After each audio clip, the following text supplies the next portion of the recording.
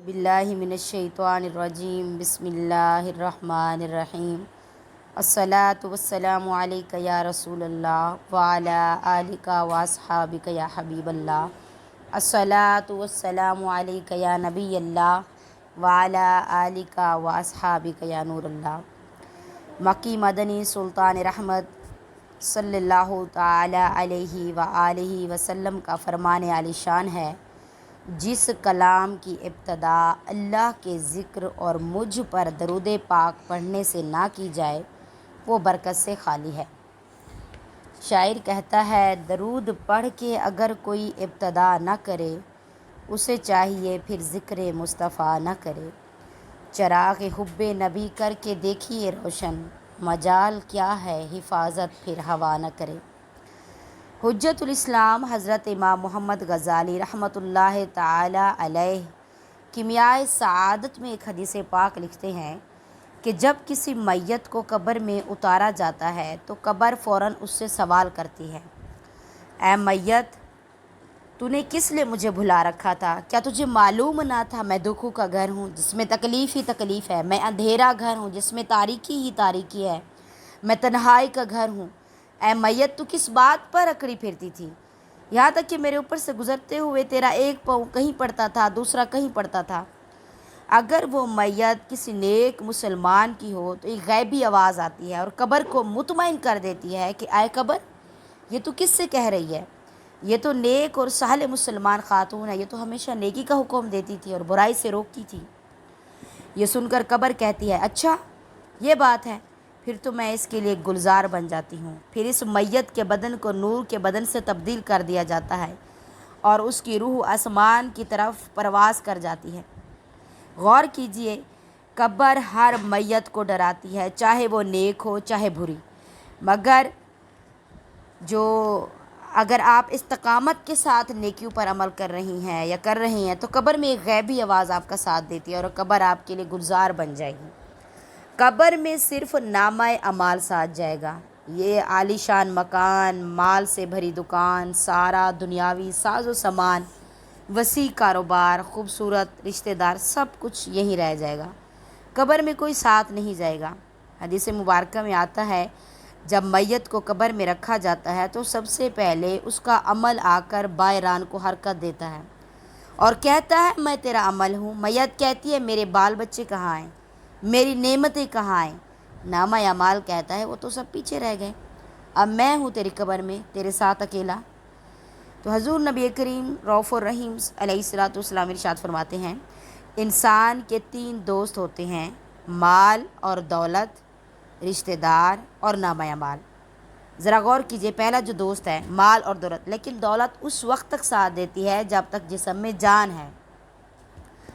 जैसे ही रूह परवास कर जाती है दौलत बिगानी हो जाती है। दूसरा दोस्त है रिश्तेदार, मगर इंतकाल कर जाने पर कोई भी रिश्तेदार मैयत को घर पर रखने को तैयार नहीं होता। हर कोई जल्द अज जल्द अंधेरी कब्र में दफना देना चाहता है। गोया दूसरा दोस्त कब्र तक साथ देता है, लेकिन तीसरा जो दोस्त है नामा अमाल कितना बावफा है, जो दुनिया में भी साथ रहता है, कब्र में भी साथ होगा, मैदान हशर में भी साथ होगा। तो इसी तरह से हमें अपने नेक अमाल पर गौर व फिक्र करना चाहिए और नेकी के काम में हिस्सा मिलाना चाहिए। जो भी इंसान दुनिया से रुखसत होता है वो खामोशी से ये पैगाम देकर जाता है, जिस तरह आज मैं दुनिया से रुखसत हुआ हूँ, कल तुम्हें भी यहाँ से रुखसत होना पड़ेगा। जिस तरह आज मेरे जनाजे का ऐलान हुआ, कल तुम्हारा भी होगा। जिस तरह आज मुझे कंधों पर उठाया जा रहा है, कल तुम्हें भी उठाया जाएगा, मट्टी में दफन होना पड़ेगा। एक दिन तुम्हें भी अंधेरी कब्र में बसेरा करना है। दुनिया में कई किस्म के इम्तिहानात आते हैं। एक रवायत में है कि जब कब्र में मैयत को दफन किया जाता है तो 2 खौफनाक शक्लों वाले फरिश्ते अपने बाल लटकाए लंबे लंबे दांतों से कब्र की दीवारें चीरते हुए आते हैं।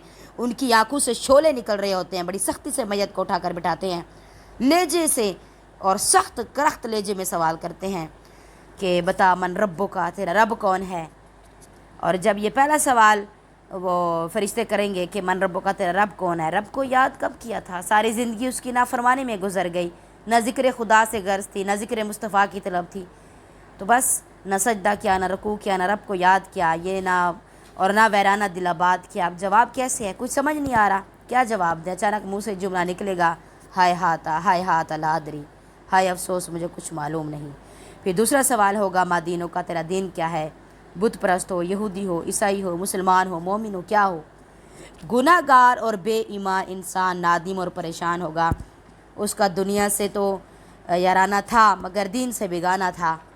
اور جب تیسرا سوال ہوگا ما کنت تقول فی حق ھذا الرجل، پہچانتی ہو یہ کون ہے؟ گناہ گار خطا کار اس سوال کا جواب بھی نہ دے سکے گی، کیونکہ ساری زندگی تو نیکیوں سے جی چراتی رہی، ساری زندگی بے حیائی گزر گئی، سرکار کو پہچان نہ پائے۔ ایک دم اس بد نصیب کی زبان سے نکلے گا ہائے ہاتھ لا ادری، اتنے میں جنت کی طرف سے ایک کھڑکی کھلے گی، فوراً بند کر دی جائے گی، پھر جہنم کی طرف سے ایک کھڑکی کھلے گی جو بند نہیں ہوگی۔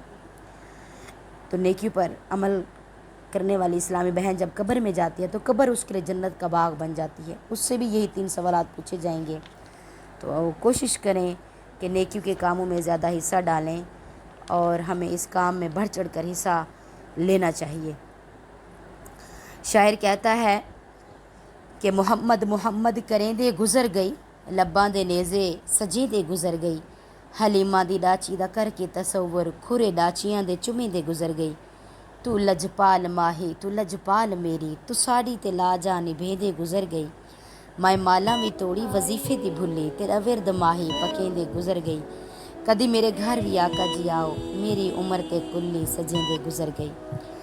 اللہ اپنے پیارے حبیب کے صدقے ہمارے لیے سوالات قبر کو آسان فرمائے، ہم سب کو اپنی حفظ و امان میں رکھے، ہر مشکل کے وقت غیب سے ہماری مدد فرمائے، آمین۔ وآخر دعوانا الحمدللہ رب العالمین۔